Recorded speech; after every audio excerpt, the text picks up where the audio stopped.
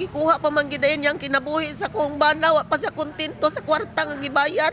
Gumikan sa tao, pwede raman dahil mo bayad ang tao nga mo patay, patyon po ang tao. Bao man na iyang tuyo, di ba? O na iyang tuyo.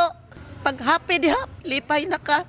Sagol kaguol og kalagot ang gibati ni Elvera Caligid sa mga tawo nga mipusil sa ihang bana alas 3 pasado sa hapon, Hunyo 19 sa Purok Balunto, Barangay Labangal, Jansan. Gibot siyag niini nga dugay nang adunay nagbahad sa ihang bana nga si Luciano Caligid, 56 anyos, usa ka mananagat. Di man ko makapamasangil sa imuha, pero kapila man gud nimo gibuhat na. Bilang kay kaisa kaduha. Badbaran nimo si parin nimo sa tinuod lang maskin biyag. Ingon ana na akong bana wa bibe nakakitag away kung asa mi na siya mag-inulo og kitag lalis. Wala na siya kakitag lalis nga unsa. Nasayran nga gikan sa usa ka ice plant sa lugar ang biktima ug gihatod kini sa ihang kumpare sakay sa motorsiklo pauli sa Purok Balunto. Pag-abot sa lugar, aduna matud pay duha ka lalaki nga nakasakay sa usasab ka motorsiklo ug gipusil ang biktima igo sa ulo. Kanang igo lang na makitan kanang nagtihaya na siya. Gawas mo siya. Isa ka. Wala po mi kita kung nagsakay ba siya o unsa.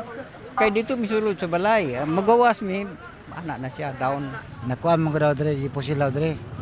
Ito na anay ko dre, kay kilala pa yung nga tao. Kaya wala ko kabaloon sa mga kuwan na itong tao to, kay siya may baguhan pa mamukod ko. Sakay mong gusto siya, pero sa kunaptan dre, motor lagi daw. Samtang matud sa hepe sa Macar Police Station, aduna na sila'y person of interest sa pagpusil patay sa biktima. Na-recover sa crime scene ang usa ka basiyo sa kaliber 45 nga pusil. Nagtabang sa atong City Intelligence Branch ug anatay lead possible na persons of interest. Isa po na sa atong tanaw na anggulo regarding sa statement sa yang misis na nag-threat sa ila allegedly sa yang bana.